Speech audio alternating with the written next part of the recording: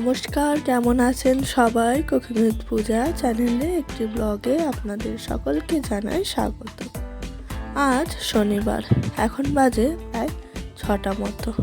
চলে এলাম রান্নার ভিডিও নিয়ে। আজকে নতুন একটা রেসিপির সাথে আপনাদের পরিচয় করিয়ে দেব, সেটা হচ্ছে ডাঁটা দিয়ে চিংড়ি মাছের ঝোল।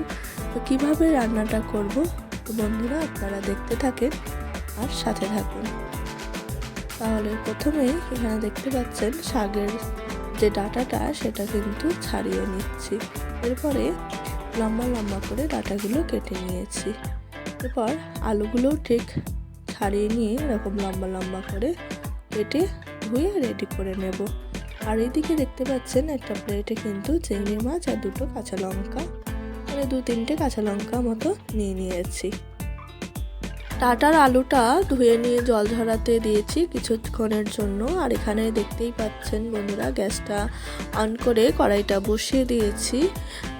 কড়াইয়ের তেলটা গরম হয়ে এলে নুন আর হলুদ দিয়ে চিংড়ি মাছটা ভেজে একটা পাত্রে তুলে নেব। আজকের এই রান্নাটা একদমই সিম্পলভাবে হচ্ছে। গরম গরম ভাতের সাথে কিন্তু এই ডাঁটা দিয়ে চিংড়ি মাছের ঝোলটা দারুণ লাগে। আপনারা সবাই বাড়িতে এই রেসিপিটা তৈরি করে নিতে পারেন খুব সহজেই। চিংড়ি মাছ ভাজা হয়ে এসেছে। এরপর কিন্তু চিংড়ি মাছগুলো এক এক করে তুলে নিচ্ছি। একই তেলের মধ্যে দিয়ে দেব কেটে রাখা আলু এবং ডাঁটা, আর তার সাথে গোটা কাঁচা লঙ্কা দিয়ে বেশ কিছুক্ষণ নাড়াচাড়া করে নেব।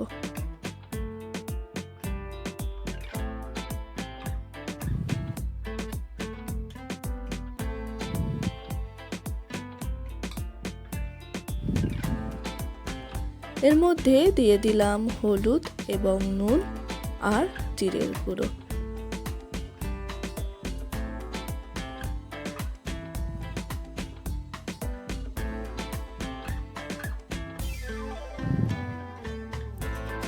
আজকের এই রান্না 3টে উপকরণ দিয়েই হচ্ছে।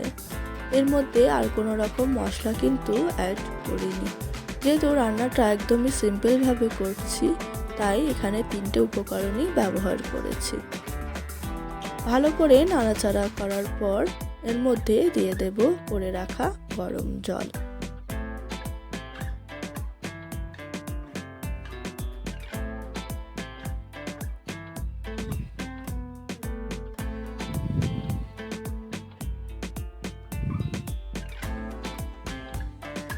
গরম জল দেওয়ার পর বেশ কিছুক্ষণ ঢাকা দিয়ে রাখবো।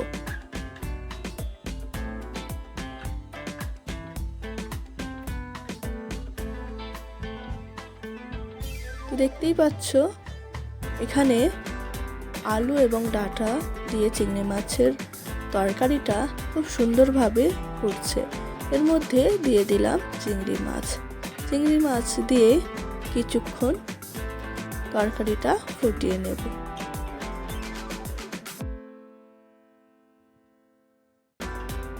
এখানে দুটোর মতো আলু এবং একটা কাঁচা লঙ্কা গেলে নিয়েছিলাম, যাতে ঝোলটা একটু মানে মাখো মাখো টাইপের হয়, তার জন্য।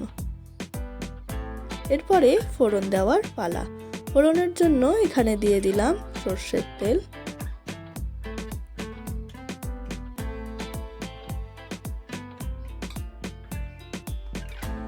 এর মধ্যে দিয়ে দেব জিরে, তারপরে তরকারিটা ঢেলে আর একবার ফুটিয়ে নেব। এই ছিল আজকের ডাঁটা দিয়ে চিংড়ি মাছের ঝোল। বন্ধুরা, কেমন লাগলো অবশ্যই কিন্তু জানাবে। আর তোমরা বাড়িতে কিন্তু এই ডাঁটা দিয়ে চিংড়ি মাছের ঝোলটা অবশ্যই রান্না করবে। আশা করি তোমাদের খুবই ভালো লাগবে। এরপর দিয়ে দিলাম ভাজা মশলা।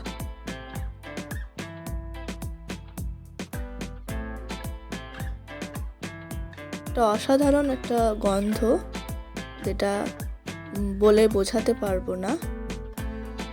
তো ভিডিওটা ভালো লাগলে অবশ্যই লাইক অ্যান্ড কমেন্ট করো, ভিডিওটা শেয়ার করো, চ্যানেলটিকে সাবস্ক্রাইব করো। আজকের ব্লগ আমি এখানেই শেষ করব। তার আগে কিছু কথা তোমাদের সাথে শেয়ার করব, যেটা হচ্ছে আমার ব্লগ ছাড়তে প্রায় অনেক দিনই দেরি হয়ে যাচ্ছে।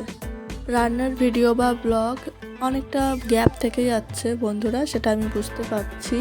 তবে বাড়িতে আমার ছোট বাচ্চা আছে, তাকে নিয়ে রান্নার ভিডিও সবসময় করে উঠতে পারি না, তাই অনেকটাই দেরি হয়ে যাচ্ছে। তবে চেষ্টা করব ছাড়ার। তোমরা সবাই ভালো